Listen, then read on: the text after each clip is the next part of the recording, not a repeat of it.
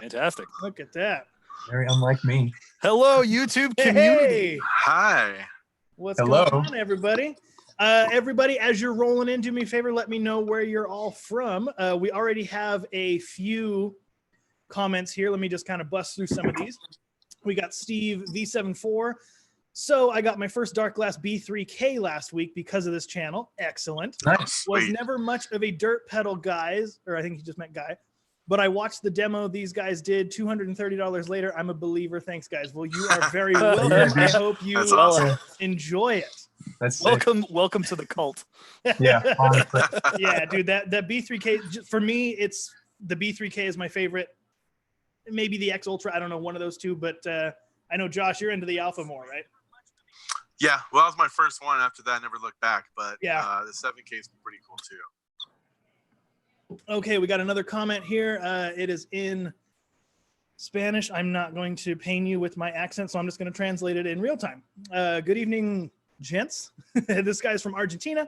Oh, he what wants fuzz to- recommendation? Yeah, he wants to know a fuzz recommendation for sludge metal. Ooh. Ooh, okay. Big muffs are the obvious answer. Big muffs sound great in that setting, but Yeah, they're not you quite could say versatile as other things.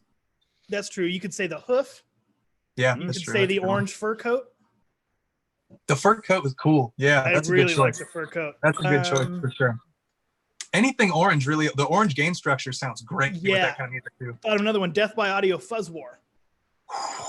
Yeah. The first time I ever heard that pedal was on bass, and it was live, like in a bar, and I was like, "Holy shit! Like that is crazy." There's a couple different fuzzes you could use. It just depends on what kind of fuzz you want. Do you want like the really kind of zipper, like the zippery He brighter? wants more of a sludge metal, so I'm guessing a little bit more woofy, a little bit more big muff vein instead of like It depends on. Mammoth could be cool. Zvex. That's a very versatile fuzz. that Mastertron. Yeah, that'll take you anywhere. Oh, Yeah. the Mastertron's nuts too. Great fuzz. Great fuzz. Yeah, the big muff is a classic choice. It's a great one, but keep in mind it always sounds like a big muff. You know, True. if you Yeah. want that big muff sound, by all means go with a big muff. You know, the bass one is nice because it does keep a little bit of low end, and it's got that the dedicated out, so you can get a second signal that's always clean. I personally use the Swollen Pickle from Way Huge. How did I forget about that one? That's a great choice. Oh my That's one of God. my favorite fuzzes, like Yeah. of all time. Dude. I forgot It'll all do the about big that. Muff. It'll do the zippery. It does kind of have its own voice a little bit. The Zvex Mastertron is another great option. So it just depends on what kind of sound you're looking for, and most importantly, if there are guitar players in your band, what kind of pickups are they using? What kind of sound or do they have? Because if you've got a really woofy bass tone, that may not work if they have a really woofy guitar tone. You might get For real. lost in just the fuzz, you know. Okay, let me burn down a couple more. Doug Robertson, our buddy. I love Dark Glass, but I'm never going to own one. Never say never. right. Mard Medina, oi. All right. Rob Campbell, let me piss the bed. Hey, I know that guy. All right. Cool. Hope your bed's doing all right. Doug Robertson here from Oregon. Excellent. Mark Mendoza, hard to choose. I'm torn between the Orange 300 and Mesa 800. Which one would y'all recommend for a 212 cab? I'm going to say Mesa. You guys have any opinion? What was the first option? Orange 300. I didn't know that was a cabinet choice, but Yeah, Mesa. Okay, so we're talking about the cabinet. I think so. He says, hard to choose. I'm torn between the Orange 300 and Mesa 800. Which one would y'all Oh, maybe he has a 212 cab and he wants to know between the Orange and the Mesa. Okay. If I you're thought he meant head because like the Subway 800 or whatever. I must have I misunderstood. think that's what it is. I would say, well, to clear it up, in my opinion, if you're after a cabinet between the two, go Mesa. If you're after a head between the two, if you're looking for drive, go Orange. If not, go Mesa. Yeah, Mesa has really a clean tone. Yeah, it really does. I've never failed to be impressed by anything Mesa. So I remember it just, I don't know. I haven't used either of them. Full honesty, kind of just like shooting from the hip on this one. I haven't used the Mesa 800, the Orange 300. I haven't spent a lot of time with them, but like out of all the Mesas I've used, including the Subway series, I think they're great. I think that's a very, very consistent product. if he's talking about the Orange OB1 300, then we have checked that out. At least Will and I have, and I was thoroughly impressed. Yeah, the Obi-Wan was cool. And it sounds like Obi-Wan, so that's funny for me. Yeah. I'm gonna try to see if once He this said whole thing meant blows head. over. He said, Mark said meant head. My bad. Okay, that's what I figured. Okay, That's what so I yeah, I mean, if you're after some drive tones, that orange is the way to go, dude. That thing is rad. I Okay, love mesas. I'm a big proponent of like if your clean tone is good, you'll be good with anything else. You can always just throw pedals in front of it. Yeah, and my experience with Mesa in the guitar world, I had an orange Dark Terror and 2 orange PPC 112s, and then I switched those 2 112s for a Mesa vertical 212. Never looked back. It's still sitting right there. And even with the same head, it was a world of difference. So that Mesa cabinet is awesome. And then obviously the heads are great too. Okay, Rafito asked if we speak Spanish. Well, I can read it. Anyone? Josh does, right? Lo siento, no hablo español. Mi español está muy malo. Lo siento. Yeah, everybody dabbles. No bien. Yeah, I speak enough to get me in trouble, but that's about it. John There's a good. Simpson. Howdy here from Vegas. Hey, John, I'm in Vegas as well. All right. Oh, he knows that. He put my name in there. Boss ODB3, good pedal. Okay, sorry, Nick. I didn't mean to cut you off. What were you saying? Oh, I was going to say Dimitrios, hi from Greece. Great channel. Thanks, mate. Appreciate you. Bass Brain, where I lost it. Oh, do you believe heavy basses sound better? That's Yes. a great question. To put it simply, yes. But I guess it depends on what it's made of. Heavy for the sake of heavy, yeah. But I mean, is it because it's a better wood, or or do you have more as we hardware know, on it? BC Riches are heavy as hell, and That could go either way. Exactly. Yeah, I don't know what that phrase means. What is it? The PVT. What's the one? The T40 Oh yeah, or whatever. yeah. Notoriously heavy as hell, right? Like a brick, yeah. Yeah, it's got a great tone, but I wouldn't necessarily say that just because it's heavy doesn't means it's better. A lot of that has to do with the pickup controls. From like a physics standpoint, more mass, more resonance. I totally understand. Logistically, that would totally make sense. Sure. My Stingray is definitely heavier than my P-Bass. It sounds awesome, but like look at like Ash. Sometimes Ash, which actually RIP, Fender no longer producing Ash because it's becoming harder and harder to come by. So that's officially off the block. But Ash, sometimes it's super, super light. Sometimes it's super, super heavy. It's a bit of a roll of the dice. So I cannot say it would be a hard and fast. If it's heavy, it's good. Because I played some really good sounding light guitars, True. So Strats are way light for the most part. Strats tend to be pretty light. That's true. And That's some true. of them sound amazing. So And Les Pauls tend to be heavy, so I mean, I don't know. yeah, and they sound terrible when you're playing them. So Oh, this guy. Oh, Wow. All right, let me see. Nick McFay, mute. Wow. Okay, who else we got? Dimitrios, which that's not the name he gave me on Facebook. Either way, cool dude. I met him the other day. He's from Greece, as he says here. He asked us about collaborating on an instrumental, specifically Josh, collaborating with Josh on an instrumental track that he's going to do. oh yeah. So that's going to be that's cool. cool. My wife says, "Oh hey." Hello. Lindsay, hello. I miss you. I miss hanging out with you guys, man. I'm glad I got to come out to Vegas and like visit you with my son when we did. Oh, you'll get to Like come out I didn't again. realize I wasn't going to get to visit you for like an indiscriminate amount of time after that. Mhm. So glad at least I got to come visit you guys when I did. That was cool. Yeah, that was fun. It was fun showing Ben around Fremont. Yeah, we did. For those, obviously, none of you guys know. I was going to say for those of you who don't know, but like literally the only people who know are probably in this chat right now. My son, Ben, and I went to go visit Chris and Lindsay in Vegas a little while ago. We chilled in Fremont. God, what did we do? We did a bunch of stuff in those couple days. We shot a couple videos. We went to the high roll, or went on the high roller. We went to That was so much fun. My son That has a was fear really of fun. heights, and he wanted to do it. He's like, dude, let's go on the high roll. I was like, for sure, dude? Like, you are afraid of heights. He's like, no, I'm ready. Like, all right, bro, get it. Yeah, that was fun, man. Yeah. Let me see what else we got in here. What do you guys think about full tube Ampeg SVTs? I'm gonna let Nick open that one up. That's my primary amp.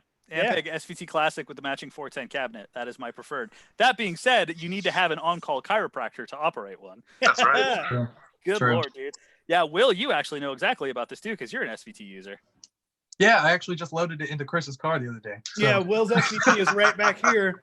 It doesn't work, so I'm gonna have to go take it down the road. I think I found a pretty cool shop on Tropicana. I'm gonna go see if he's open and see what he charges, et cetera, et cetera. That Yeah, actually I- that brings about an interesting point. Like everybody's got to find a good tech, an amp tech. I don't know if you guys have had a hard time finding a decent amp tech, but for me, it's been absolute hell. I've never found even known one. dude. I had one in Camarillo, California. Dude's name was Jay I think it was the Tone Garage. Tone Garage, Jay Collision. Oh, dude, that dude was. I mean, I only had 2 interactions with him, and both times left me exceptionally impressed. I just thought he was a stand-up dude, did a great job, and I was happy to recommend him. I never had an amp problem after that, so I never had to see him again. But I was thoroughly impressed. That's probably for the better. I've had the exact opposite interaction, but I was hey, just at gonna least it say- worked for you, man. I know that face anywhere, Nick. I was waiting for you to be like, oh, I actually have the Oh opposite. God, Dead dude. silent. Yeah. 8 months later, $300 and the shit was still broken. Sorry, no thanks. Oh, Uh-oh. all right, that's a bummer. Mhm. We We got found an Mr. X Amtech. Kane. Oh yeah, F Kane, jump in. Yeah, what's up? He's here. Mesa is 2 black hearts. Sup, dudes? Sup, dude? Hi. Gang. All right, so let's take a quick break from the chat, and then we'll get back to it. What have you guys been up to? Who's Who's first? first? Let's go with Josh first, and then we'll go Nick, and then we'll go Will. All right. We basically did all master, and that's what I've been doing for the last 2 weeks. Working and doing that, and that's honestly all I've been doing. I go to work, come here, play master until like 12 o'clock, go to bed, wake up at 7, go back to work, do it again. It felt great. Fucking fingers actually were numb, dude. Yeah, we so get it. much. I'm playing so much because I use my hands at work. So I was using my hands, like 16 hours a day. So yeah, I was just waking up numb in the morning. So I'm like, that's weird. that can't be good. That's So I- crazy. but before Chris was coming, because I wanted to make sure that I was ready, because I hate coming and be like, oh yeah, I think we got this, and then all of a sudden I don't know what I'm doing, or I go into the recording stage and it's horrible. So that's all I've been doing, dude. But I'm glad I wouldn't say I'm glad it's over because it was fun, but there's a lot more to do. Yeah, we got Ride the Lightning, Death Magnetic, Power Slave, Rain and Blood, Yes. Rust in Homie. Peace. Oh, that'd be Are you cool. gonna do Rust in Peace? Really? We were thinking about it. Oh, cool. Yeah. Should do only Dawn Patrol. People would love that. Dude, Only. some guy asked, like, are you guys going to do the entire Saint Anger? And I just, like, you made my day with that comment. Thank you so much. That's amazing. Whether that's sarcastic or not, beautiful comment. I Dude, know. That's awesome. Be careful what you wish for, right? Yeah. I'll give you the whole thing on bass. Just no snare. Every drum is the snare. So, Nick, what have you been up to? I either fortunately or unfortunately am still able to work remotely from home. So I would love to be sitting all day long playing bass and doing stuff, but I actually work a lot. Bass related, I've been working on some material. I'm trying to write more. I'm trying to force myself to write. Dude, when I was in when I was in college, I had a group and dude, all we did was originals. I think maybe we did one cover and it was like a weird alternate version of some song. We reharmonized the entire song.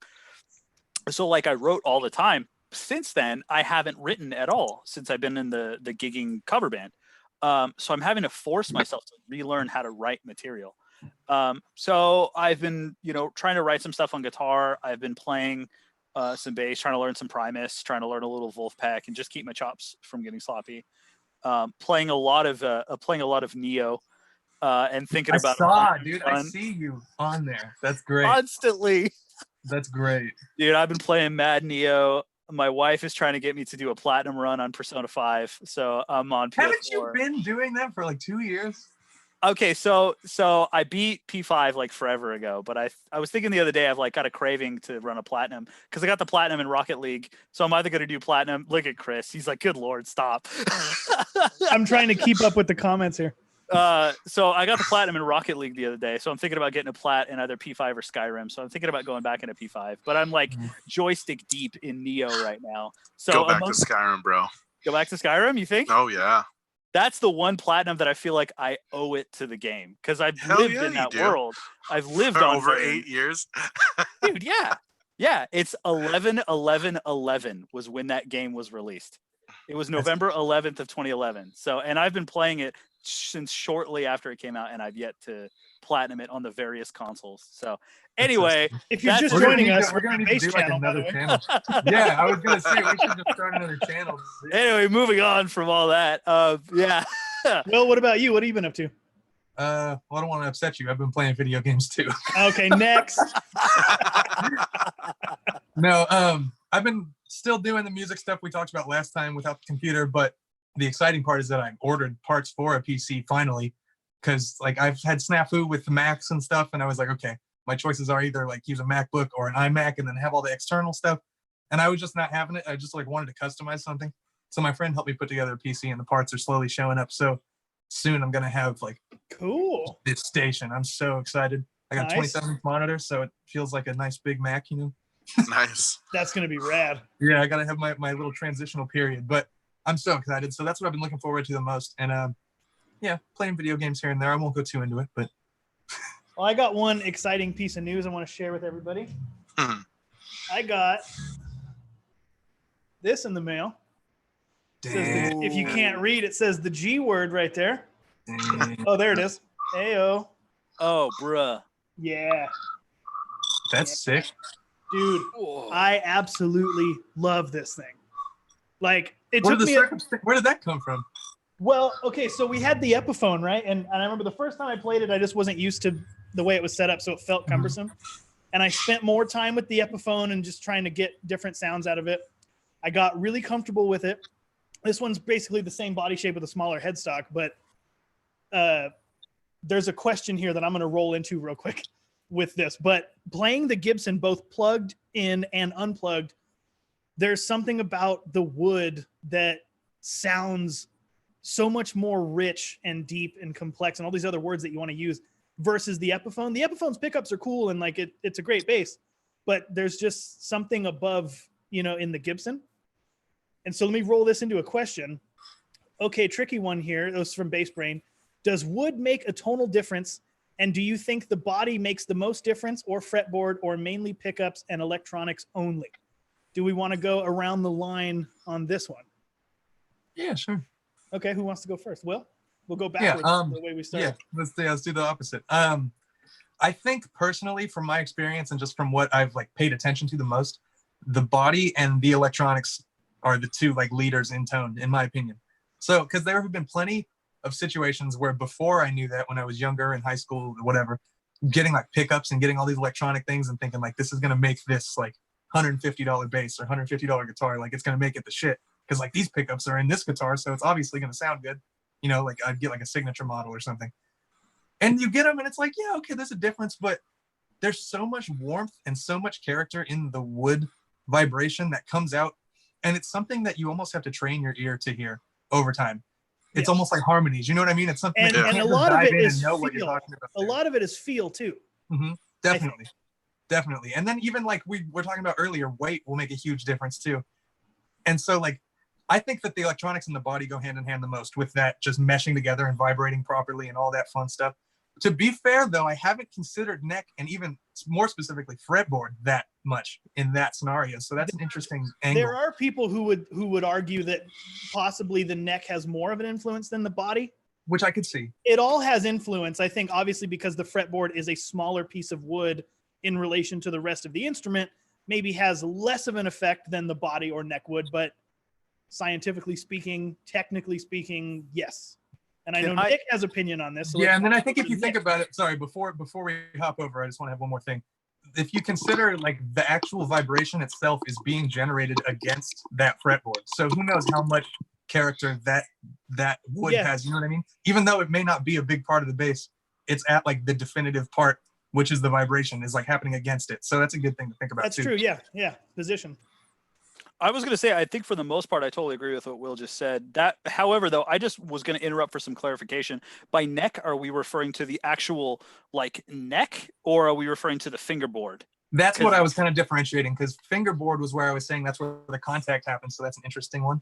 Whereas neck, obviously, that's the where tone would have string contact happens. exactly. That's the most Exactly. important thing. It's not necessarily contact with body, like Mhm. our body, but with strings. That's that's what I was saying. Because that, who knows how much of that is absorbed into that piece of wood or whatever. You know what I mean? So I would say, I think, if assuming by neck they mean fingerboard, I would say electronics and then fingerboard. And then I would say the body is, for like an electric instrument. For an acoustic, it's totally different. For like an electric instrument, I would say the body is almost irrelevant to some degree, right? I would say because the pickups and the fingerboard are so important, the body material is almost negligible, because the pickups are huge, right? An electric instrument is, especially if it's, since we use magnetic pickups instead of piezo pickups, or piezo, or however the hell you pronounce it. Whatever. We use magnetic based pickups, which register the magnetic pull of those strings, right? All that stuff is manipulated by the pickup itself, by the amount of winds and the intensity of the magnet and all that stuff. And then the fingerboard, being next, manipulates how that string is going to resonate, how it's going to move around, how intensely, or how how gently. Someone brought up in our video, rosewood versus maple, I had said, I didn't make myself clear enough. I had said that maple was harder than rosewood. Finished maple, if it's sealed, is a harder material than rosewood. Yes. Maple is actually very soft, right? Rosewood is harder, but the second that you seal maple, like you would see on like my P bass or whatever, or that jazz bass that we did in that video, that's a way harder material. So you're going to get much more top end and a lot more fight. Whereas an open grain rosewood is going to absorb a lot more of those vibrations. So I would say, bring it to a close, pickups and electronics, number one, fingerboard, number two, and then down here, quite a bit below, is going to be body material. And then go ahead and shoot me, by all means. Well, I have a question, though. I have a question based on that listing. Do you think, just because personally, from my experience, I've had incredible results from getting a new bridge, like a high mass bridge on my body. Do you think that that body wood goes hand in hand with how that bridge performs, or do you think that bridge standalone is like what's making the difference? I think it's a game of inches at that point. Okay. Well, I think that's a good point. I think it's all related, because the best way that I've heard it is the wood is the instrument, the strings are its voice, and the pickups are its microphone. So you can put Nick through a number of different microphones and it's going to sound a little different, but at the end of the day, it's always going to be Nick. So the pickups do have a lot of influence, but what are they picking up, as their name would suggest, right? They're picking up the energy produced by the strings. Well, energy in vibration can be absorbed or deflected by the wood, by the bridge. How much energy is going into the wood, different densities and materials are going to absorb different amounts. Therefore, manipulating the way the string vibrates, manipulating what gets picked up by the pickups. Also, that being said, I've also researched that fatter necks have fatter tones. So, wow. I've actually heard that too. I've actually heard that too. I don't know how exactly. That's where my research has led me in this matter, because we've played basses made out of metal with arcane PJ pickups, and guess what? They sounded metal. Like not this, but like, metallic. No, yeah, 100%. Tinny.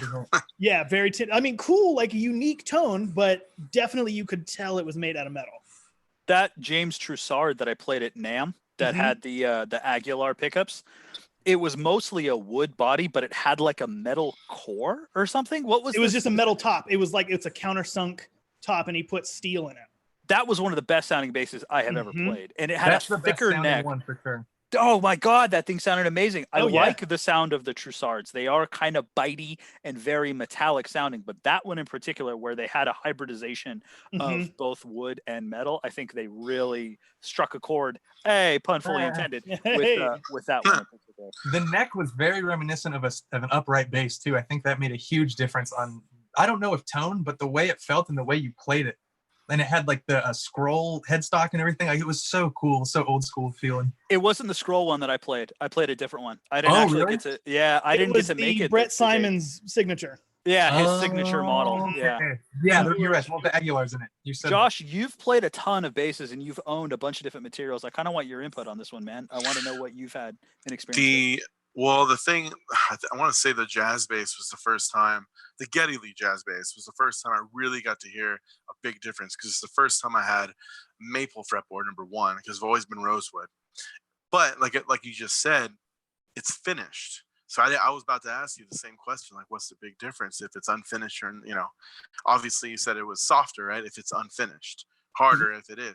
Very snappy though. I really like, and again, those pickups are customly wound or however it is to his specs. Yeah, to his specs, exactly. So you're going to get a really, high-end cut for that, and especially his jazz.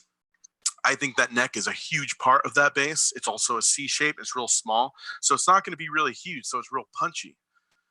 Unless you get something else that's obviously going to be a lot beefier. So you're going to get a little more warmth, especially if it's rosewood. So I think that's why it fit Geddy so well, because he's got a really poppy mechanics to his right hand.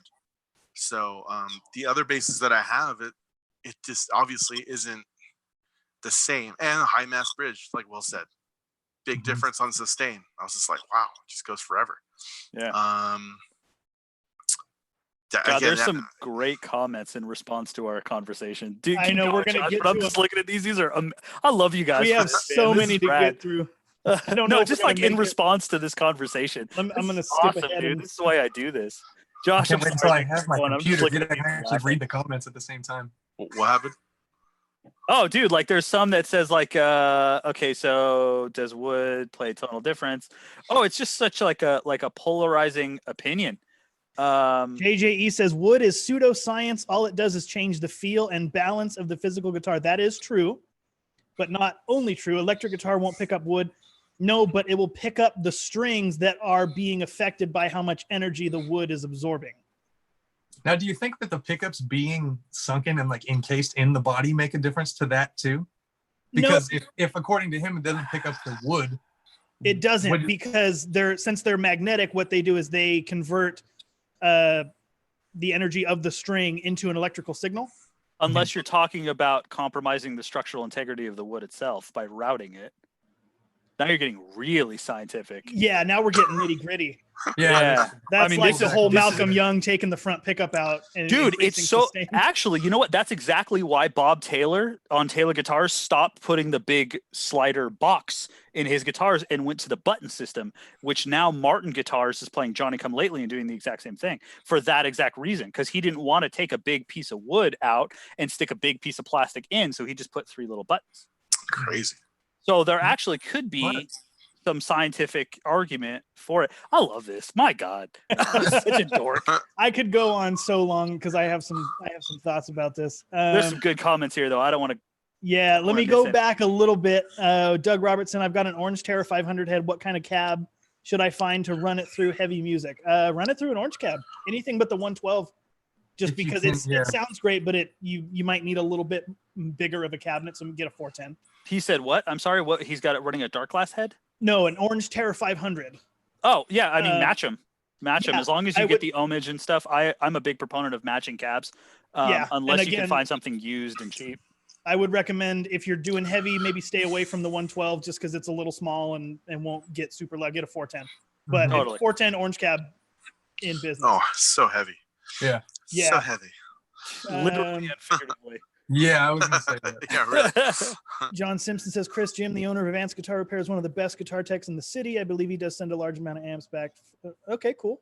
I saw that comment. I'm going to have to look that up, dude. That's actually a good. Yeah, he's on Tropicana, and I forget the cross street, but it's like 2 miles from my house. Oh, we were like over there. We were like there. Okay. Cool. Let's see. Steve V74. Hey, Bass Channel guys, where are you all from? Las Vegas, Nevada. I live in by Ventura. birth or by like where we live right now? My mother. And the answer's the same for me either way. I'm from Ventura, California, and I'm still in Ventura, California.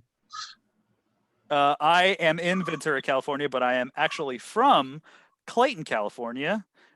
It's okay. You have no idea where that is. Don't worry about it. Clayton in Contra Costa County, outside of Concord and Antioch, not far away from Antioch. Nice. Okay. And I'm from Ventura as well. We're only like a couple miles away from each other, except for Chris, which is like 400 and something miles, but 500. Yeah, I'm from Ventura, but I currently reside in Las Vegas. Okay, so I'm going to admit a sin when I went to go visit you, Chris. Okay. And like for legal reasons, I'm just making a joke, right? For legal reasons, this is clearly a joke. I'm like, would never do this. Would never recommend it. Obviously, I'm joking for legal reasons. Here we go. That being said, you know that stretch when you get to Vegas and you know how it like dips down for a really long period of time? Right before the state line? Yeah, again, yeah, exactly. Right before the straight line. For like comedic purposes, I'm clearly just joking. I got my 95 Toyota Tacoma over 105 miles an hour on that dip when I went to go visit you. I was like, yeah, Chris, I'll see you in an hour and a half. And then like I text you like 45 minutes later, and I'll be like, I'll be there in 10 minutes. Oh, that would have been funny if that actually happened. Oh God, I was still so late though. I still didn't make it to your house till like midnight, 12:30. Sounds about right. Oh, it was late. I was super late. My God. So. Okay, JJE says plenty of videos on YouTube that debunk the wood tone debate. Well, I would argue there's plenty of videos that argue for it. So there we go. I love this conversation though, dude. This is Chris with the big middle finger. This is a great conversation though. I think like this is literally the conversation that luthiers have built their entire This is the I mean, I'm trying to reach out to Warmouth and see if they would be willing to cooperate with me in doing this experiment. Because I like to think at this point, we're pretty good at doing experiments, at least side-by-side comparisons. We've got a decent track record for it. And I think that we could do a good job at, and you know what? I will be happy to admit that I'm totally full of shit if that happens. But just to do it, just to compare maple market to April 29th. Yeah, full of shit. That's a respectable opinion, though. We're doing that experiment. Does electric instruments sound better with age? Do they sound different with age? If they don't, I'll be the first to say no. It's all bullshit. You know, it's all perceived. As it stands, I'm a believer that it does. But after we get to review the footage and in the most fair way possible, there's a good chance that it's like, yeah, it's negligible. So we'll see. It's gonna be interesting to see. At the end of at the end of May. End of May, yeah, okay. So whoever's tuning in right now may not necessarily know what you're referring to. Are we able to let them in a little bit, or is this still going to be kind of secretive? Let's let them in, because the amount of people watching this right now is probably hopefully less than the amount of people who actually watch the video. Are we live streaming on YouTube right now? We are live streaming on YouTube, right? Mm-hmm. Okay.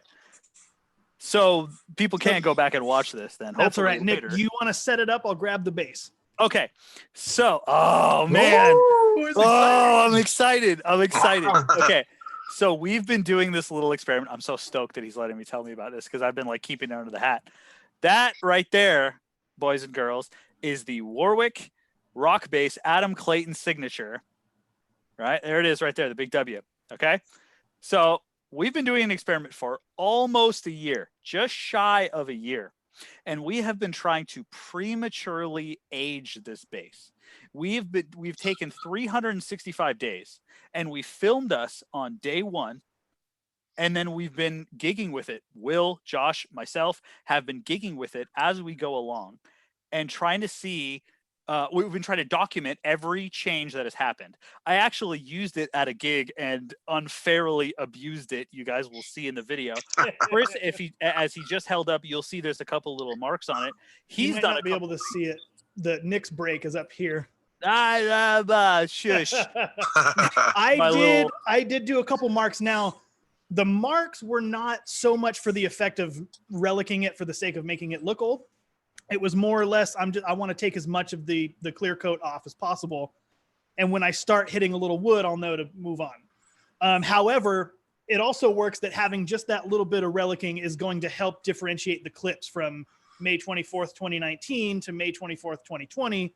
It's real easy to tell which one is which, because, that one's got a little ding and a little scrape on it. Yeah. But we weren't trying to physically age it so much. Exactly. Long and short is that we're trying to physically age it within 365 days and trying to see how much difference that we can get. And we've been recording it all along. So you guys will get to see a big video. We've been super quiet about it this entire time, but we're so close now that we might as well tease it a little bit. I'm so excited, dude. And we've learned, like we've learned so much in the process from so many people, and like, oh my God, it got us so much further than I really expected. Like I learned so much from this whole process, dude. And the interviews along the way have been so good. So much fun. Yeah, when Marcus talked about the different types of finishes, nitro versus poly versus their new UV thing, there's a part in the interview where he likened it to he says something to the effect of, it's like you take a girl and put her in a corset. Sure, she looks good, but she can't breathe anymore. And it's like, that analogy that was great. Is so like, I love that analogy. For people who aren't familiar with Marcus, you want to clarify who you're talking Marcus about? is the master luthier at Warwick. He is the dude. I mean, obviously Hans Peter's like technically the dude, but like Marcus, this guy, for anybody familiar with Bill and Ted, listen to this dude, Marcus. He knows what he's talking about. he's like, hey, they call me the dude. He's all stoked. Yeah, he gave us the tour when we went in 2018, and oh my God, it was incredible. Yeah, it was an honor to interview him. He's so knowledgeable. Okay, let me roll back to our buddy Dave Dixon's here. That's I was doing the exact same thing. Dave, what up, my man? What up? Nick, you want to do the honors and read this one? Which from Dave? Yeah.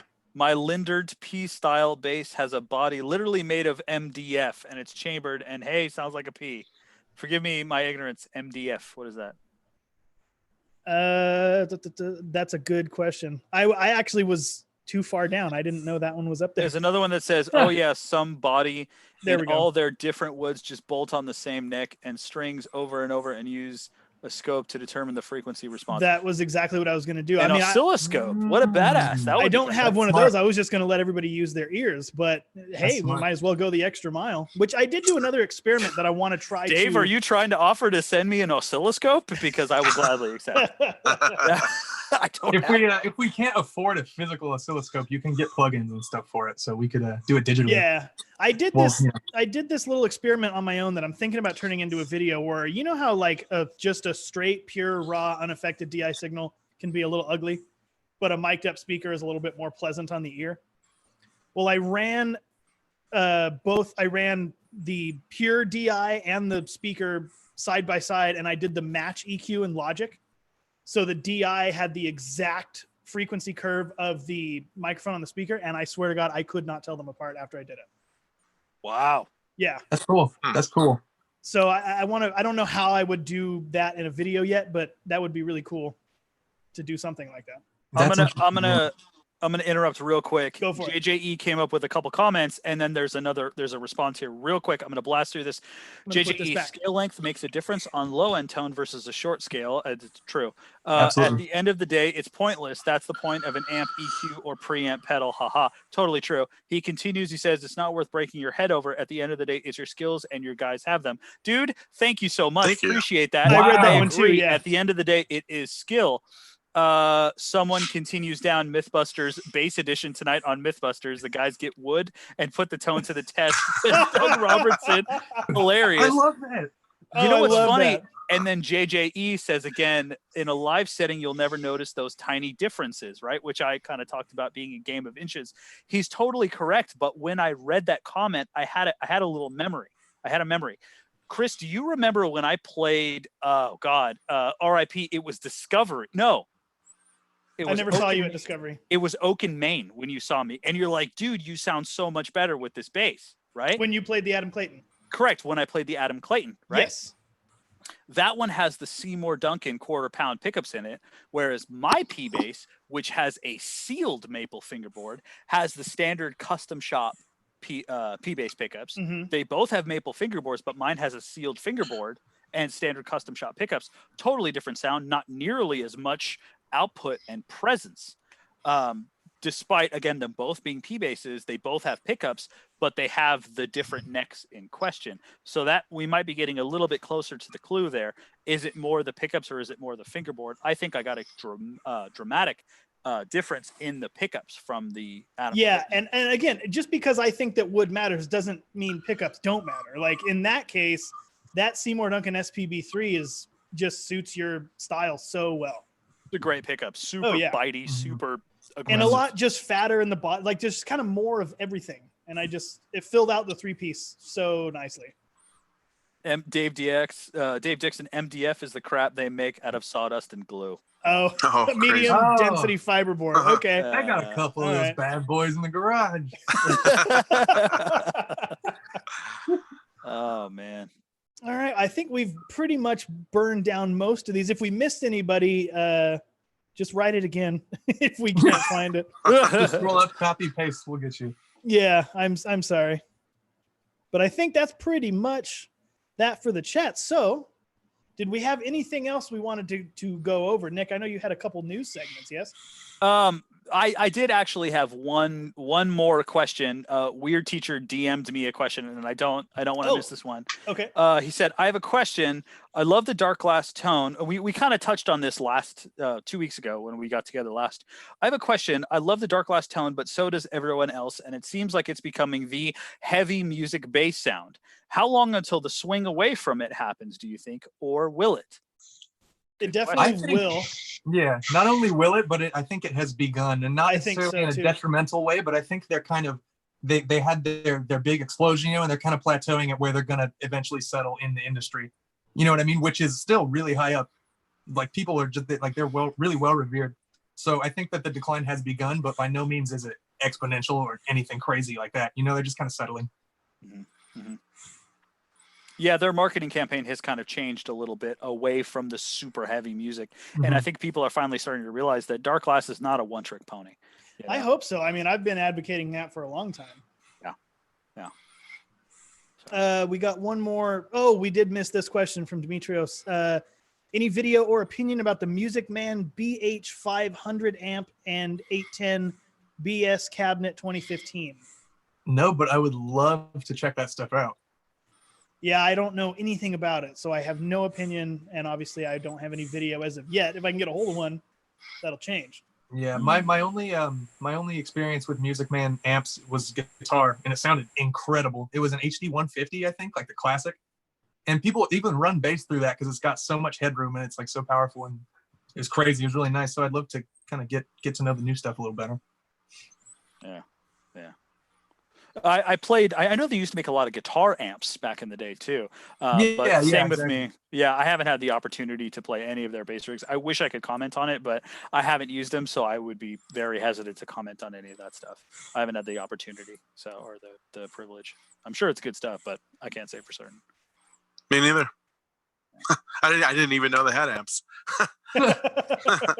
It's definitely not their bread and butter. Their bread and butter is for sure their basses and their guitars. Yeah. By the way, dude, what's his name? Jim Valentine. I think his name is Jim Valentine. The guitar player from Maroon 5 has the signature Music Man guitar, and it is amazing. Really? Like, yeah. I don't know if you guys have had the opportunity to play his guitar. Again, being a bass channel, whatever. I didn't even know his name. Dude, yeah, it's wild, man. His guitar is sick. I think Yannick Guazdala, when he does the bass player, hey, I brought it back home. When he does a lot of his composition, I think he owns the Jim Valentine signature. And it's really interesting. He has a humbucker pickup, but instead of like the pull pieces being across the center, they're like diagonal. Okay. His pull pieces are diagonal across the humbucker. Very cool. That's crazy. That's crazy. Really weird. Yeah, and he's got like a push pull, I think, on one of the knobs. I don't remember if it's like a DB. It's either a split coil or it's like a DB boost. I don't remember, but it's sick. It's a super cool guitar. So yeah, I haven't played any of their amps. I played a couple of their guitars, and they're cool. Petrucci, I think, has a signature guitar as well. The Majesty, I think it's called. Huh. So yeah. Once again, this is from AJH Productions. Once again, I freaking love the Metallica bass videos. Best bass player ever. Well, I think for your perspective, he's in the top left. So, thank you. You want to add, Josh? I'm not as good as Cliff, man, or fucking. I can't remember his name right now because they never put him in any of the videos, but he's not even in the damn, I'm gonna put you on the spot.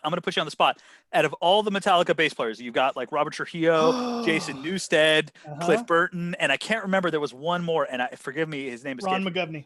McGovney. Yeah, excuse me, Ron McGovney. Oh, I was thinking Bob Rock. Oh my God! Not wrong. Chris, didn't you see him? Didn't you see Bob Rock, Chris? No. That'd be crazy. That'd be cool. No, I saw. This is how deep my obsession goes. I saw Lloyd Grant. Now, a lot of you are saying, "Okay, who's that?" Well, that is the guy. Lloyd He played Grant. a lot of Neo in Skyrim, right? Didn't he? Yeah, I think so. Yeah. Oh, No, God. Lloyd Grant is the guy who did the guitar solo on the very first recording of Hit the Lights. And I remember when you saw him because that was like the brightest I had seen your eyes the entire trip, dude. You were so excited. That You was just, at this like, most recent beelined it. NAMM. You ran through the crowd and you're like, I couldn't get him. I couldn't find him. Oh, was dude, so that was bummed. funny. You lost Yeah, him. that's right. Because you and I were together, Will. And Yeah, we're like, exactly. where is he going? And we looked at each other. We're like, let him go. Let him go. Like, and we waited. We stood there amongst all the cacophony of that is NAMM, and we stood there and we waited. And he came back and he was just like, He was like, I couldn't get him. I lost him. You did have that face. And the bummer part is he's such an easy guy to spot in the crowd, and he was just gone. It's just absolutely gone. I miss wasn't meant to him. be, dude. Wasn't meant to be. Oh my God. All right, Josh. Sorry, you can't dip out of this question that easily. Out of all the Metallica bass players who've been on the lineup, who's your personal favorite? I'll do At the this very first. moment. At this very moment in time. Tomorrow, irrelevant. Right now. Well, it has to be Cliff just because of Orion itself. Okay. Cliff, But I think Jason is super underrated. Not because he plays with a pick. It's just how fucking awesome he is. He kept up with fucking Hetfield. Come on. Yeah. Mm-hmm. Come on, really? You see me play those? It's like, come on, he played with a pick, dude. Finger or pick, it doesn't matter. Good luck. And that dude's backup vocals were nuts too. That's The backup best. vocals, sprinting The on absolute stage. best. Woo. So he wasn't just a bass player, dude. He was a lot more than that. They didn't give him really enough credit, I don't think. So Agreed. Yeah, he was the total package. He was stage presence, backing vocal. Yeah. You know what's crazy? In my brain, like he'll always be the one who was there the longest, but technically Rob Trujillo has been there the longest. is now. But I Is think now, it's just because of like the sheer like albums that Newstead was on, he'll forever in my mind be like. And because the eras were so different, Justice Yeah, to that's Black to Load to Reload to Garage to S&M. Yeah. Oh my Yeah, God. he really did. Oh see, my- like, the whole thing pretty much, and he was there throughout Saint Anger, or not throughout, but right before. So I mean, Yeah, he was right there up to for it. that energy too. Like that's crazy.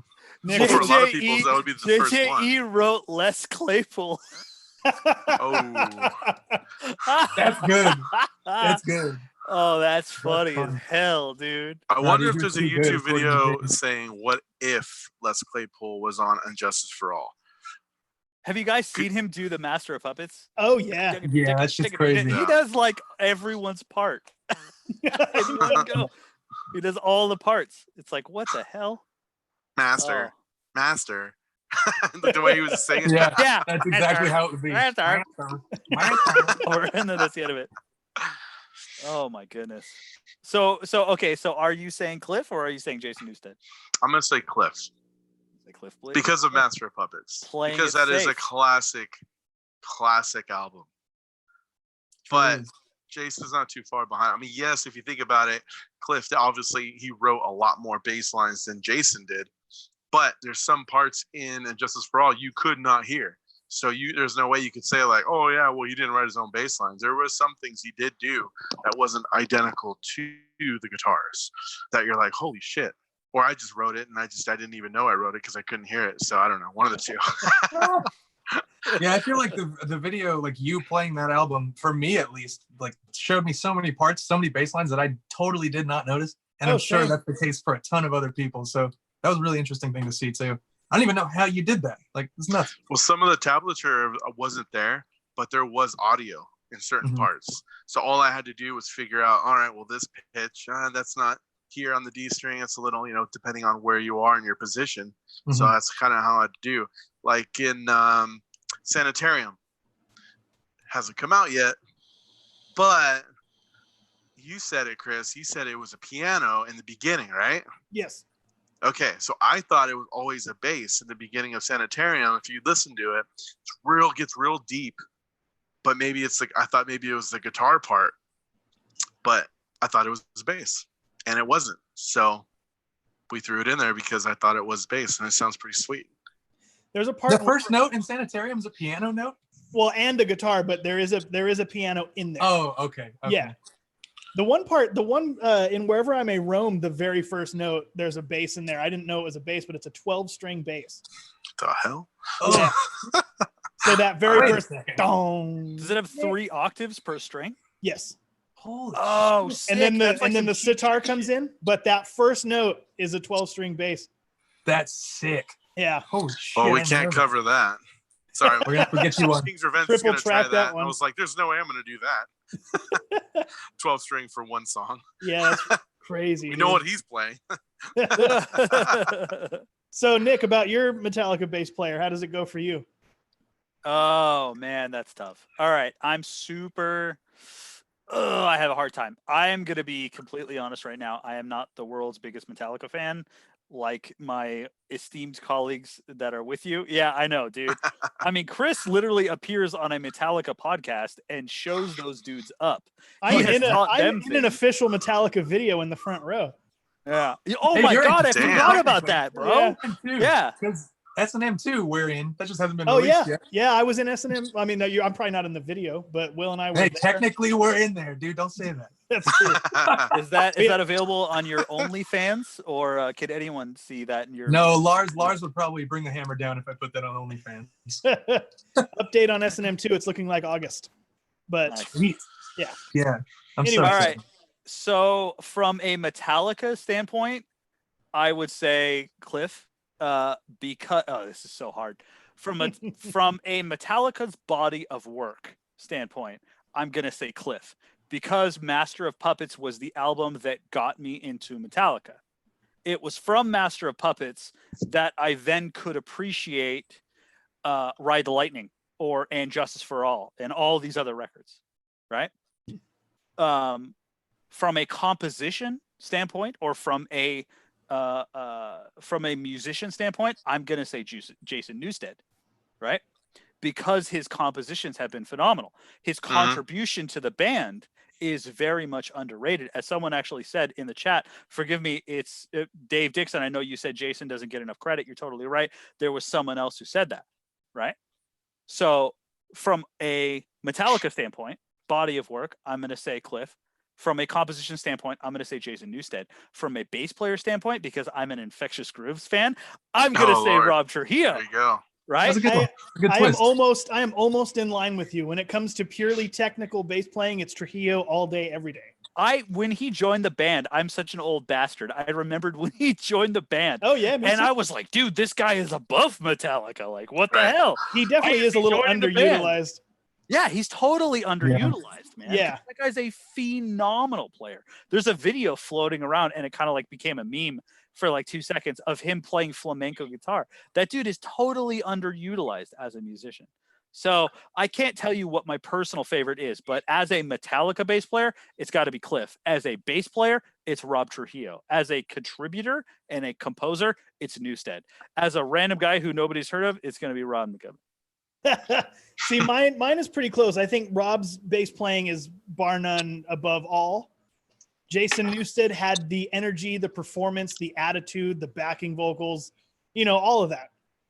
And Cliff, I love as a composer, and I do not care for as a bass player. Just under the guitar parts, Fight Fire, Battery, Orion, hell yeah. Anesthesia, hell yeah. Yep. What he brought as far as the way the rest of those guys changed their composition from Kill to Ride with his influence, I'm all about that. But I'm not trying to listen to the Battery isolated bass track. Oh, I love you for saying that. Oh my God, that's He's very like the caring. Jimmy Page of bass. Yeah. Explain. Well, just because like when Jimmy Page is playing live most of the time, that dude's messed up. At least old Jimmy Page, old Zeppelin. True. Sloppy as hell. you listen to those things and it's sloppy as hell as far as Cliff's bass playing. Now there could have been a lot of things going, as Chris knows. As you know, I think going into, was it Master of Puppets, he wasn't there on time. There's a lot of problems. So, you know, he was rushing a lot of the bass lines, but I was listening to it and I was like, man, I mean, I'm not that great, but I could play better than that, dude. He must have been drunk or something, you know? And again, you got tone also back then, you know, what they had as far as now for what we have for gear now. So it definitely could be more pristine, but I was like, wow, that's pretty sloppy, dude, you know? But live, there's a lot of things that he's doing. And like, oh my God, like A Day in the Green, that, you know, the beginning of what's it called? I can't remember the name of it right now. Chris, help me out. Yeah. That's so those freaking that insane in the intro. It's like, dude, the whole song's awesome. But that's why I said what I said. Interesting. I love that. There's a lot that's been said, so I don't really have too much to add because everybody's kind of said. But there's a lot of Bob Rock in the comments. You can go there if you want. There you go. See, everybody's saying it.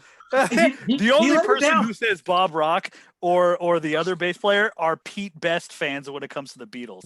Those are the only people. Get out of the chat. You're fired. Bob Rock fucking laid it down. Okay. He stepped up. Bob Rock laid it down. Fuck yeah. He did it. He did what he had to do, and it sounded great. Anyway, I'm not up here fucking saying Bob Rock is the best Metallica bassist. So anyway, compositionally speaking, Cliff is my winner there because like you can just tell based on the things he did play, like in Orion and his leads, and just knowing his background, like composition and classical music was really where his heart lied. And it showed in when he let it show, you know, not when he was being the bassist, but when he was up front being Cliff. So compositionally, he takes it. As a Metallica bassist, Jason takes it because like I said earlier, I think of like Golden Age Metallica, in my opinion, mind you, Golden Age Metallica is Jason Newsted. So when I think Metallica bassist, I think him. And then Golden Age Metallica is Jason Newsted. Oh, absolutely. In my Black opinion, Album. Yeah. In my opinion, frankly. I mean, so Justice used to be my absolute favorite album, which it isn't anymore, but it was for the longest time. And that was his like introduction, even though he wasn't audibly there. He was there in spirit, right? Pictures on it. He wasn't audibly there. But like if you listen to how he applied himself to every one of those 4 albums, you can consider it 3 because Load and Reload were written together. But if you see how he presented his talents and how he did what he had to do on each of those albums, super impressive, impressive, and super versatile.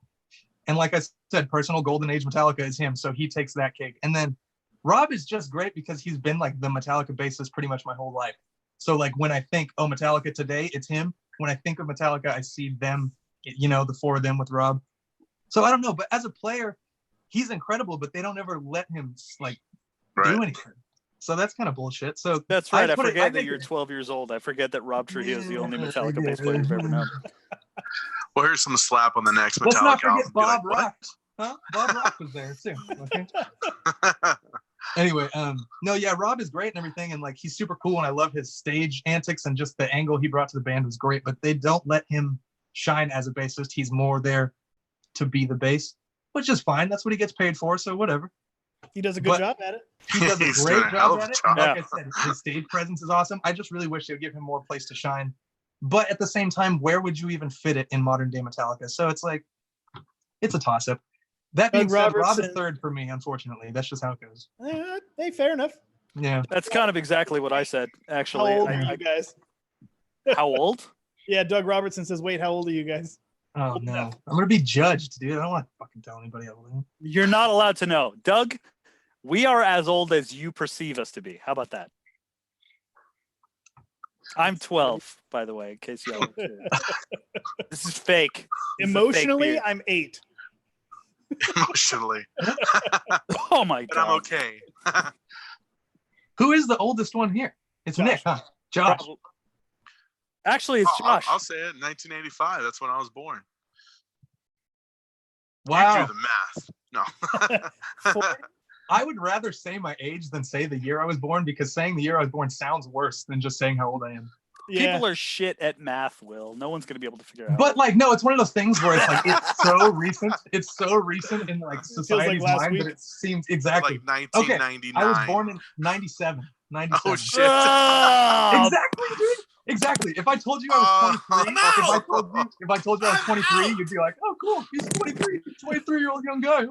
But I told you 97, and you fucking. Born in 97? God damn. Here's the funny thing: is you're about the same age, if not a little older, than the guy who's playing guitar for Jeff Tate right now. Oh yeah, the homie Kieran. Yeah. So there you go. How does that make you feel, Nick? Not very good, William. Not very good. Coming me sideways. I got all the time in the world, bro. I'm just kidding. You were born in 97, Will? Yeah. I was born in 96. So, in case anyone was scared. No, it's not true. Bullied me throughout high school. What do you think? 88, right? 88. I was born in 88. I'm 31 years old. Born in 90. I'm 29. I'm technically 23. I am old enough.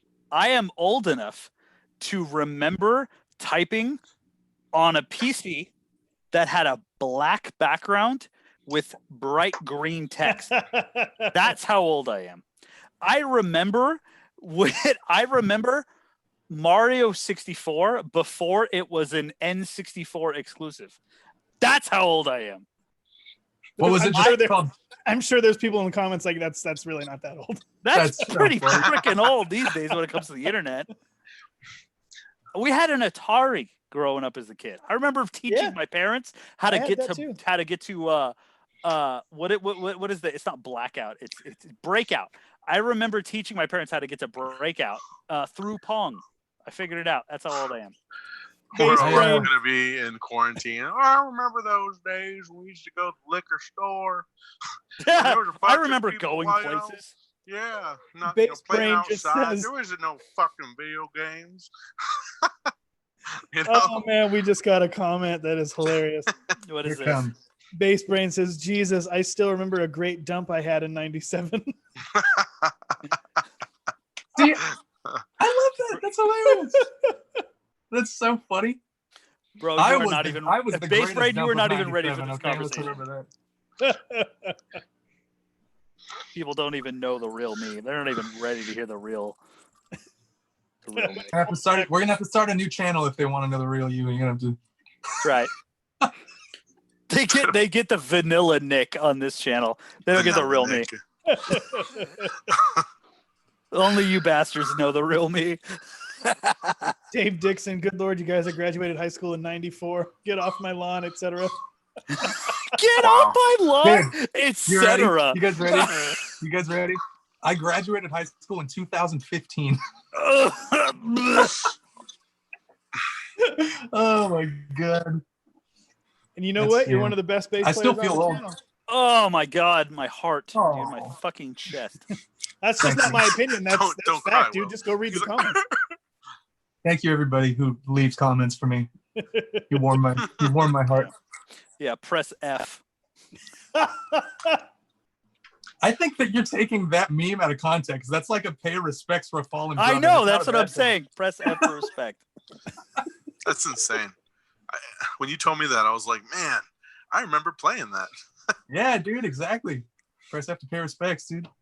All right, Christoph, executive producer, Mr. Chris Caccamise. Yes, sir. What kind of time frame are we looking at for today? Because there are a couple things we started I wanted to touch on. 6:30, and we're going to end it whenever the hell we want. So go for it. So I have a bit of a news thing and also a question I want to propose to everyone. So Earthquaker devices, one of my back to the real world thing. If you guys want us to continue to talk about ourselves and like jibber jabber, by all means, please leave it in the comments. Let us know. I'm always down to talk shit. Come on. Ask these guys, dude. Yeah, we know. Yeah, dude. There's plenty of wasted footage to prove that I don't like to do anything. Well, how about let's do this? Let's just call it. We'll just wrap it at about 8. Okay. Okay, we can still touch on what you want to touch on. I'm into What time is it now? I don't have a clock near me. 7:30. 7:33. Yeah. Yeah. Specifically 7:33. It's 7:58. It's looking like it's about 7 now. Or in Seiko, 7:33. Also, guys, I'm sorry. I noticed my face light died. I don't know when, but I just realized I'm dark as shit. I apologize. Oh yeah. I didn't realize. I gotta get a light that isn't battery powered. I gotta get one that plugs into the damn wall. We're getting there, folks. All right, we're moving. It's quarantine time. Give me a break. That's quarantine, baby. Yeah, it's quarantine, baby. What do you want from me? Oh my God! I skipped a shower today, by the way, in case y'all are curious. It is. I can that tell. what that smell I is? can see it. You can smell it. I can see the smell. I got that new 4D computer. Anyway, what were you going to talk about? Yeah. So one of my favorite pedal producers, Earthquaker Devices, they have actually since been closed, and they are considered a non-essential business due to what's going on right now. That being said, they are continuing to produce pedals in their respective basements. So whoever was the pedal producer for whatever model or whatever, they're still churning out pedals and they're churning out their basement. So I want to propose a question, not only to you guys, but also to the chat. One, do you feel that is going to negatively affect their ability to produce on time and the demand, the supply and demand chain? Probably. But different side of the same coin, since they're back to producing in their basement, is that maybe an opportunity that they can produce some more adventurous, experimental, and pedals of a higher quality overall? I'm going to It's an say interesting question. It's a good question. possibly. Definitely going to affect how many they can churn out. But since they claim to be handmade, I mean, other than for the luxury of having their space where all my stuff is in this drawer, you got to condense that into your home. They should still be of the same quality, I would say. I don't know if it would give them an excuse to do more adventurous things, possibly, but adventurous or no, resale can definitely skyrocket because they usually write something on the inside of the backplate, whether it be a little note or at the very least the date. So if you down the line get hey, this was the quarantine edition, we sell that for, you know what I mean? Totally, though. 100%. That's a fascinating angle I had never thought of. See, I was thinking that, but I didn't even realize they wrote stuff inside. That makes it that much cooler. See, I was thinking they would do something just like, oh, these pedals, and it wouldn't even necessarily be them, but it would be like the community. Like, oh, they made these pedals in 2020 when everybody was blah, blah, blah, so it's different, like Way Huge has a bunch of stuff like that, like, oh, the Dirty Donnie edition, or just little things, Yeah. But that's an interesting thing, because with the writing on the inside, that'll really make a huge difference on that. Are they doing that, though? I haven't seen it yet. I'm sure they will, because, dude, even on their just standard run-of-the-mill, as run-of-the-mill as Earthquaker is, they sometimes do a little doodle in there. They'll write you a little note, and they'll usually date it. So if you have one dated, at this 2 or 3 month time period, I would be someone to put that on the resale market with a picture of that inside plate. Oh, yeah. A limited edition quarantine version, $600. $600. That's a very good point. OBO. You're never gonna find it again. Yeah, 600. Dude, those limited KHDKs, the Paranormal and Unicorn Blood. I'm not gonna give you the exact number, but I sold them for more than I bought them for. Unicorn Blood video. Dude, that was fun as hell. Nick Will, that was so much fun, dude. Drinking coffee. We need to find an excuse to do that again, because that was so much fucking fun, dude. I drank I could so just much feel of your myself coffee. getting like completely zooted as we just kept going. I was like, oh, I drink so much. Oh my god, dude! I was like, I've never gotten like high from coffee, dude. Exactly. Before that video, That's what it was. wrecked. Yeah, I was lit, dude. I was lit too. It was crazy. I'm surprised I made it home. It was a fun video. It was fun. All right. You want to refer to your chat for some answers? There's a few of them. Yeah, there are some good comments here. Dave Dixon, get off my lawn, etc. All right, that's going to be. I get it. AJH Productions, definitely in regards to, I don't know if it affecting supply and demand or possibly creating better product. I think supply and demand. Supply and demand, I would say, yeah, they're obviously having a harder time producing the pedals. I wonder if it's going to inflate the cost. Well, the next comment brings up a good point. Demand for what is technically a luxury good is going to go way down given the massive increases in unemployment. Interesting. So, but that all really depends. Like, that's a very subjective thing, because like what considered a non-essential to like survival or whatever, but there are people who like don't care, like I'm gonna get my pedals anyway type of thing. Yeah, but I think he could be right in though. the sense of Earthquaker versus I just get a Boss. Oh, versus yeah. Yeah, or something Or like Earthquaker versus I get a Boss versus I get some chicken from my local grocery store. You know Will brings up a good point. There are some people who don't consider guitar pedals in general a luxury. Yeah. Like my friend Clint Wells, who plays music professionally, he's got Earthquaker stuff, but that is his job. He doesn't do it on the side. He plays music for a living. So to him, if his guitar effect goes down, he needs to get another one. Like that's a tool. I think that was Will's point, right? Yeah, pretty much. Okay. I don't think Boss prices are going to ever change, just given the size of that company. But given that Earthquaker devices are still, they're probably the biggest little producer of companies. Them or JHS. I think JHS, I would consider them a big company at this point. But I think Earthquaker Devices is still like the biggest of the little companies. Or at least they maintain that perception really well. Mm-hmm. Their prices may fluctuate. It's possible. Yeah. I don't know. I don't think Boss's products will fluctuate in price. Doug Robertson, probably impact cost per unit for the buyer too, right? Question mark. That begs a question. I wonder if cost of actual pieces like potentiometers and what are those chingaderas called? Capacitors. Spanish. Yeah. I told you I speak a little bit. I guess it depends on how many they have backstocked. But then that begs the question, don't you think a company like Earthquaker, being like so in touch with the community and so down to earth as a company, wouldn't they bring that up, you know, like the higher price point per unit? Like they wouldn't just drop that out of the blue. I feel like they would like mention or at least like make a statement of some sort, like, hey, considering the circumstances, these are going to be a little more expensive. So if that hasn't happened, I can't imagine they'll just like drop huge price tags on these pedals that people already know the prices of, you know? I'm pretty sure most companies will do that.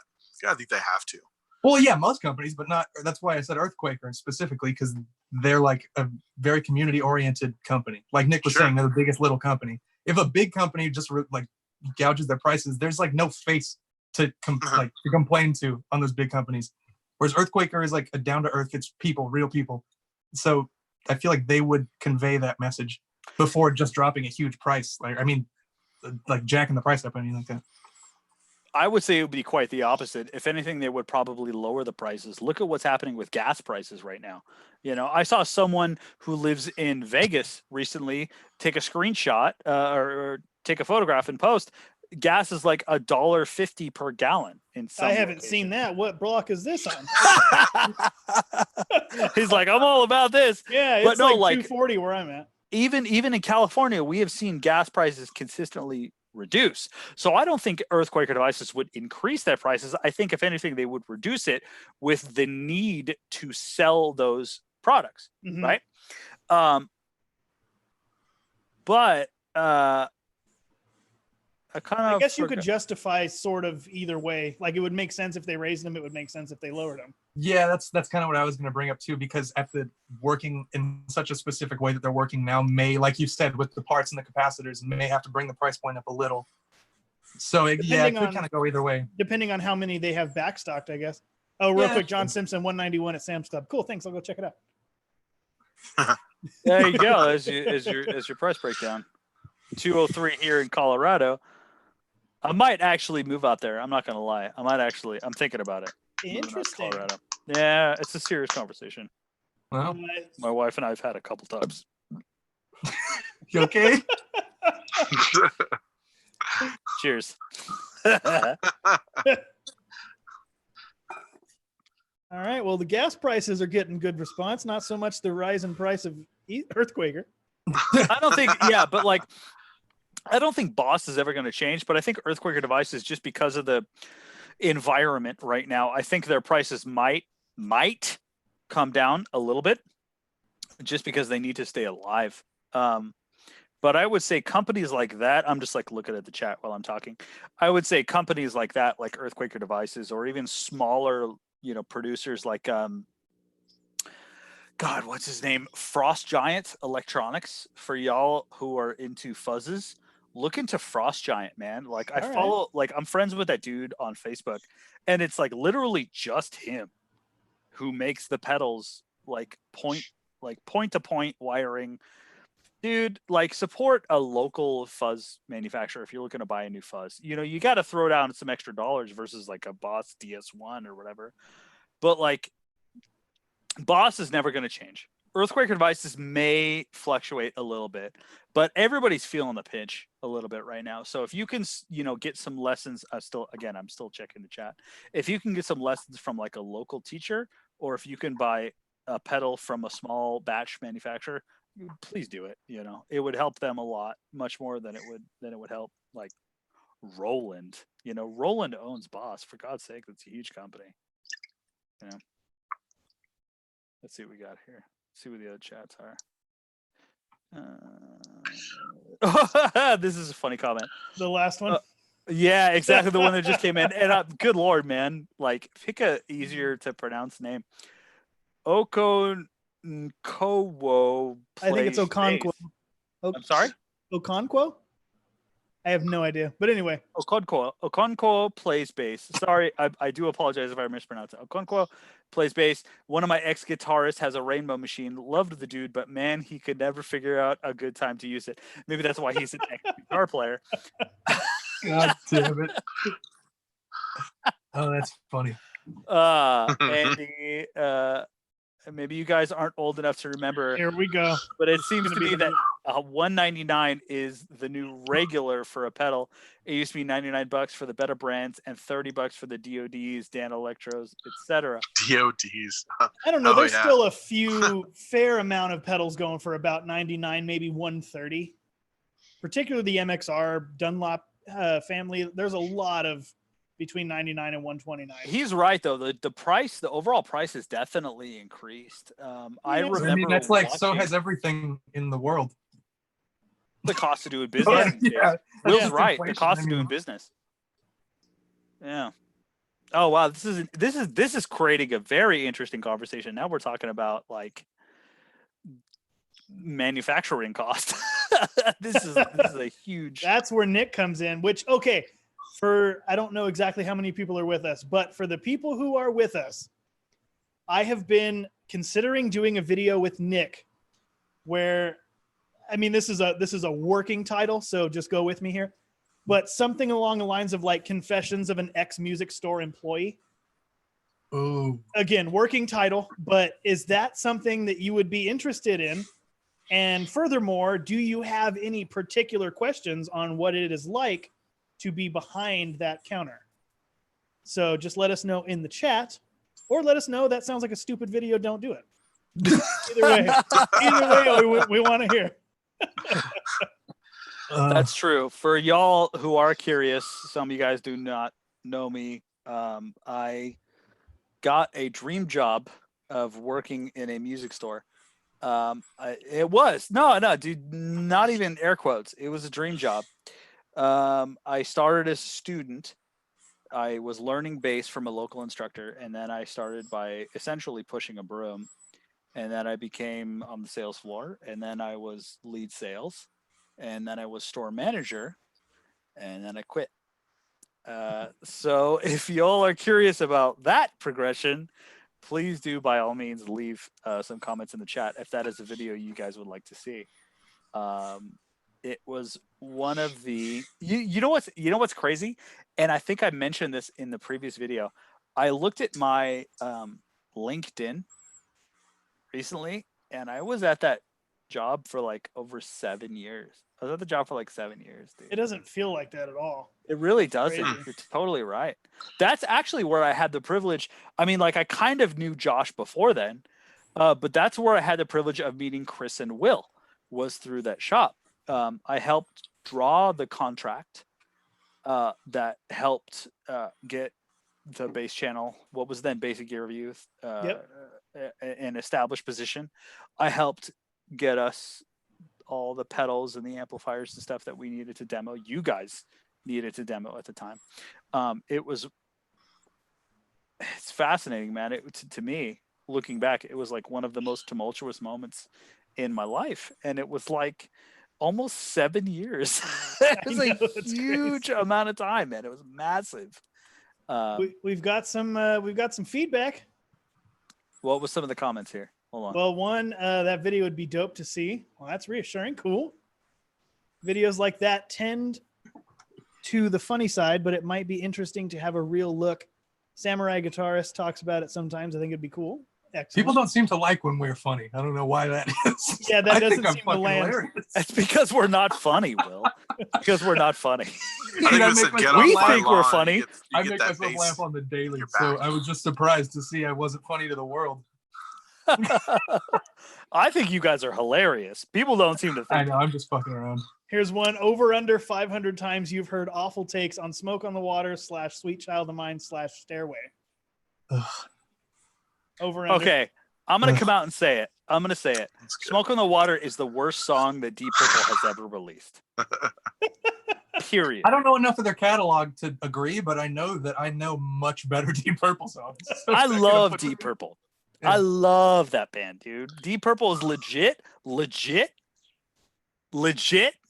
one of my favorite bands, dude. Smoke on the Water, one of their worst songs they ever did. It is a great riff. I don't really like the song as a whole, but you can't deny the iconic status of that or Iron Man or like those riffs that just they get played so many times for a reason. So you guys know the guitar player in my band, Rick. Yes. Guy is like my homie. That dude has been close to my fucking heart forever, right?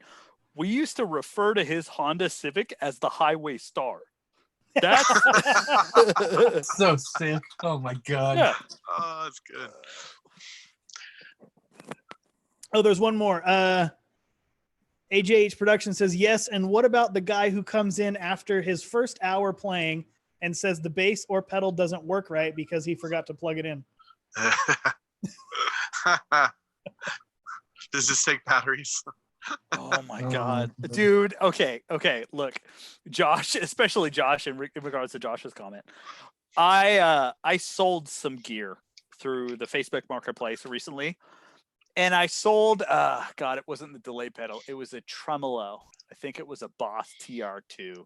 I think the guy comments like the guy sends me a message, sends me a DM like 2 days later, and was like, "Yo, dude, like."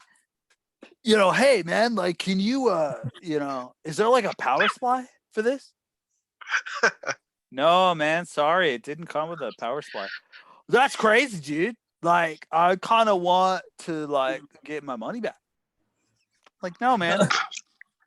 like if you open it, if you undo that screw, you can pop it open. You can put the 9-volt battery right in there, and it'll work fine. Believe me, I tested it. Yeah, well, like, I kind of want to just get my money back, dude. Oh, that's cool, dude. I kind of want you to just, like, stop. That's kind of not how it works. Stop texting me, dude, because it works, bro. Well, that's crazy, dude, because, like, I thought it would, like, that's crazy, dude. I thought it would come with a power supply. Okay, well, I didn't sell it to you with a power supply, bro.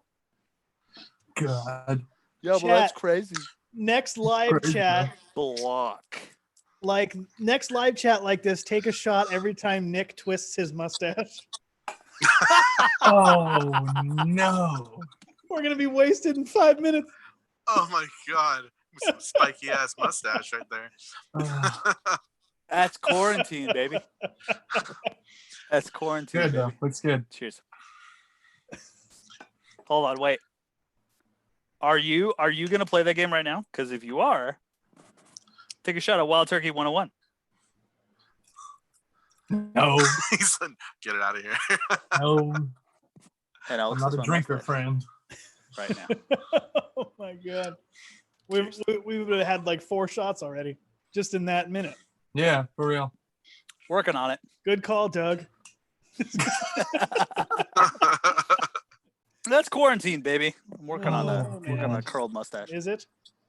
Yeah, it is. I've been listening to Jim Florentine a lot, and like he just bitches about people online, and they say something's like, "Is it?" And it's infectious. It's I don't know. You guys check out Jim Florentine's "Everybody Is Awful Except You" podcast. It's excellent. God, that's anyway. I had a question for I you, got Nick. last time we did this, I like right before we went live, I asked people on my Instagram for questions and then realized like I can't look at the questions while we're like going. So I couldn't use any of them. But I remember a couple of them from 2 weeks ago. If you guys want me to ask them, they're pretty basic, but I mean, it's something to get some Before we input get on. into it, Josh had one question that I want to not skip over first, and then we'll get into those. Okay, for sure. How many times have you had somebody go into the store, the music store, and just think that they're hot shit? Guitar, bass, keyboard, drums, doesn't matter. That's And you're how we like, met you had to like walk over and be like, can you please turn that down? But they're like, no, like with that same voice, bro, no. Like, Bruh. do you see what I'm doing? You know? Dude, that's how I became store manager. Oh, the enforcer. I became store manager, dude. I don't get the joke, bruh. Bruh. Nick has had a lot of mustache twirls here. Yeah, Nick is They're not gonna be there soon. I'm working on it. I'm trying to train it. Hell, dude. I haven't shaved in forever. I got a lot of neck beard. It's gross. I wasn't He actually didn't talking even about like your facial hair. understand what we meant by that. That's how lit up he is. He was like, "Yeah, mustache." No, that wasn't the question. Can I get some more of the water that comes in a can? Oh my god. There's a Hot Ones reference right there. Holy moly. All right, well, let's bust through some of the last week questions. I've got a couple off the top of my head because again, I'm in a situation where I can't read the damn things because I'm using my phone. But the one that I remember getting that cracked me up was, what is the one thing that you get asked to play as a bassist that just annoys the shit out of you? Like people request. We all know. Yeah, we all get that. Yeah, exactly. See, I didn't know if that was just like a once. stylistic thing. Like, I didn't know if people asked you that, Josh, because you don't like play like that. So I didn't know if they had like a different one for you. But it's good to know that it's universally fucking Seinfeld. It don't matter if you're playing metal, rock. You just hear Seinfeld. You know, fucking. It's the Freebird of bass, dude. It's like, please fucking stop saying it, please. And then another one was this is an interesting one because I just feel like we've touched on this occasionally, but not this in depth. Who is like your all-time just most influential bass player? To me, interesting question because all of us, because I realize we talk about that kind of stuff a lot, but I don't think we ever had a definitive like who's your guy, like who inspired you to play how you are. So around the board, anybody who still wants to start? Josh, I have 3 because of the way my right hand technique is. First is Steve Harris, which I'm sure a lot of people can tell, and then I do like to tap a lot, so that would definitely go from fuck, I'm not even drinking and I can't even think right now.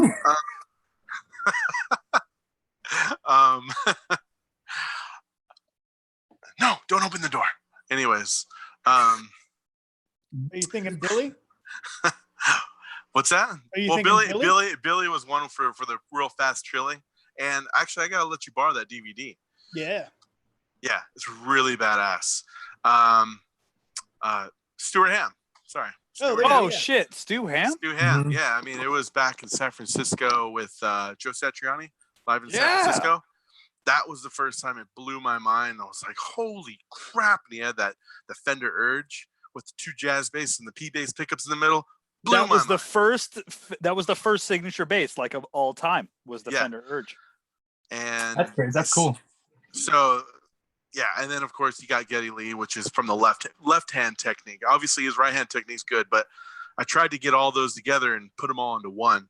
That's kind of what I liked, and that's what I wanted to just. Yeah, you haven't really got to hear it all, so. Nice. You know what I'm saying? Nicholas? Well, I was gonna say, like, I'm glad you went to me next because that's so interesting. Josh, you and I like bumped into each other. I went over to your work the other day to chat with you, and you and I talked about left hand versus right hand technique, like to extents. I've been studying a lot of Les Claypool lines, and when you listen to tracks like Winona's Big Brown Beaver, right? Especially when you watch him do with the duo de twang, his right hand is so relaxed, but his left hand is going crazy. You know, that's a huge thing that I think a lot of players, myself included, don't put in enough time to really study. It's a big acoustic guitar thing. I play a lot of acoustic guitar in order to learn songs and stuff. I tend to play a lot of acoustic guitar, especially when it comes to finger picking. It's a lot of the right hand and less the left hand. So Les Claypool is the perfect example of right hand being fluid. His economy of motion is phenomenal, whereas his left hand is it's his right hand that allows his left hand to do what it really does. Yeah, wow, it's crazy. So I'm gonna co-sign the interesting aspect of the right hand for sure. So, Will? Chris? No, you go. You. I asked the question. I'll go last. Mine's gonna sound gratuitous, but it's sincere. And my biggest bass inspirations have actually been you guys, because I listen to you three more than anybody else. Now, part of that is just because I put the videos together, but I'm terribly sorry, by the way. Listening to I'm gonna those, say that right now. I'm sorry for what I put you through. When I reamp through the pedals, and then when I'm trying to find the footage that goes on top of it, and I always pick my favorite bass lines for what's going to work for that unit, and I just think, fuck, that's a cool line. Like, how did he do that? So I've been trying to pick up some tapping from Josh. I've been trying to pick up a little bit more right hand technique from Will, and some of those tasty, cool down to brown amp type of lines from Nick. So honestly, it's you three are my biggest. And then plus when we started the whole bass channel, I wasn't really a bass player. It was Will, and I was just what. So yeah, that's my gratuitous yet sincere answer. That's wonderful. I love it. That warms my heart.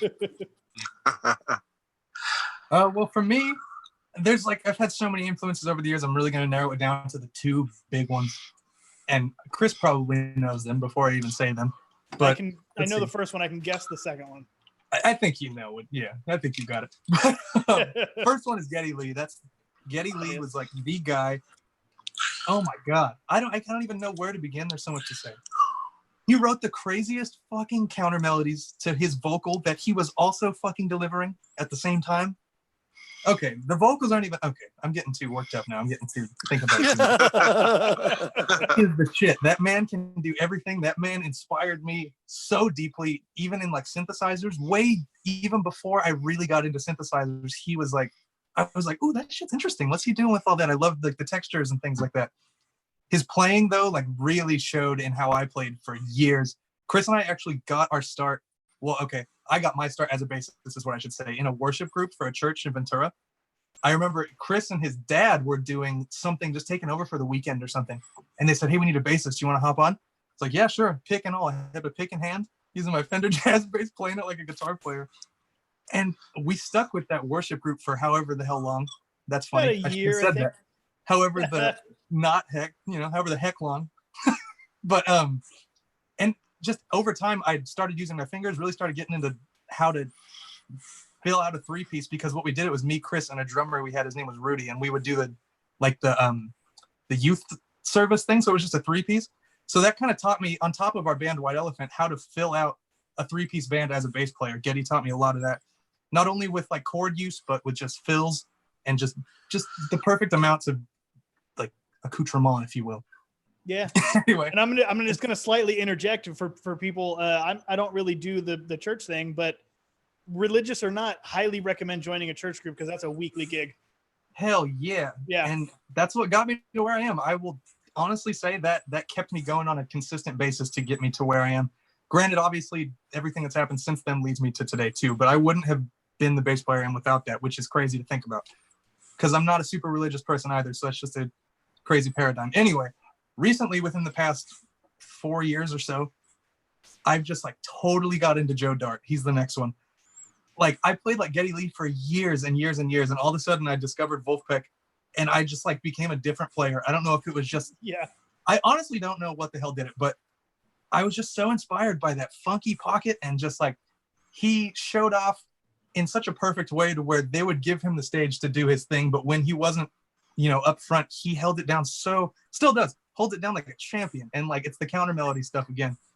And their playing, I think, with the left hand are very similar in just how they do their runs, and they're so quick and crazy.